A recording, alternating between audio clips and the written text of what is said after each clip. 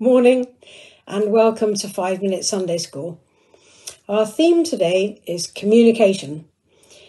Haven't we had to find some different ways to communicate during the pandemic?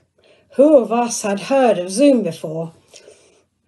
And how many times have you used WhatsApp to call and see someone's face on the phone instead of just dropping round? How many of you have waved at grandparents or friends through the window, or perhaps left a parcel at the doorstep and talked from a distance before you went back to school? The main reading today is from John's Gospel. It's about some Greeks who wanted to communicate with Jesus. I wonder why. Perhaps they'd heard of him. Maybe they wanted his autograph. Perhaps they wanted to meet someone who was famous. So they found Jesus' disciple Philip, who isn't really sure what to do. And he goes to find Peter's brother Andrew. And then they go to Jesus.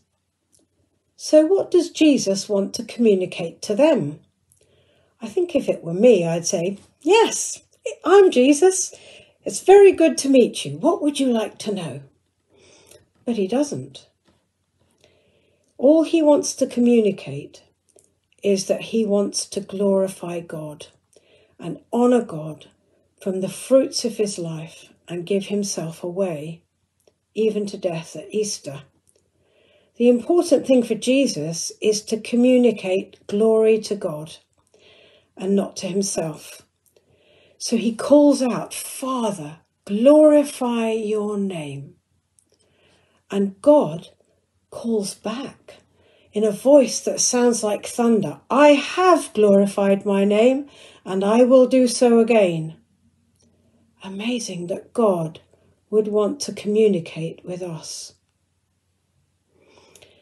Something really touched me the other day. I received a letter from a friend who I haven't seen for 40 years. I used to go to a Christian centre when I was young and had just joined the Navy.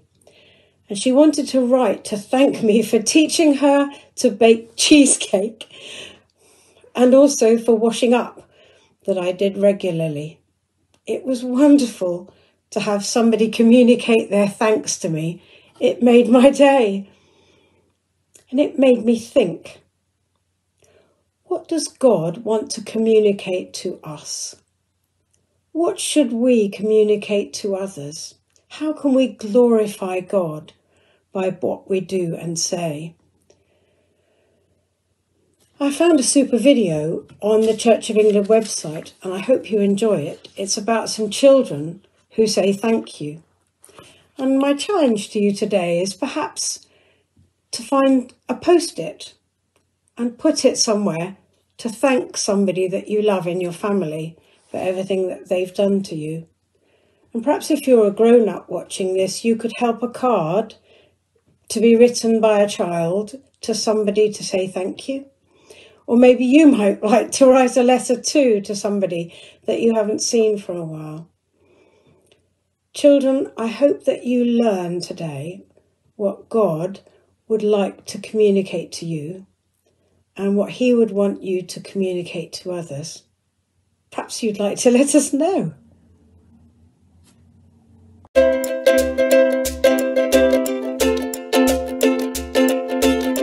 To all the fathers, aunties, brothers. To all the sisters, uncles, mothers. To the grandparents and all the others. We thank you. We thank you for all the dinners you've prepared. When you've held us when we feel scared.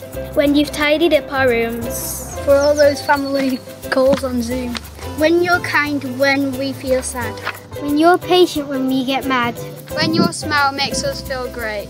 While you're spinning all those plates. You head out to the shop. Then you take the chance to stop. When you make some time for fun. Though there's so much to be done. When your work seems really tough. And you come home feeling rough. 'Cause you're doing all this stuff. We thank you, you're enough. We thank you, you're enough. To all the fathers, aunties, brothers. To all the sisters, uncles, mothers. The grandparents and all the others. We thank you. We thank you. We thank you. We thank you. We thank you, you're enough. We thank you, you're enough.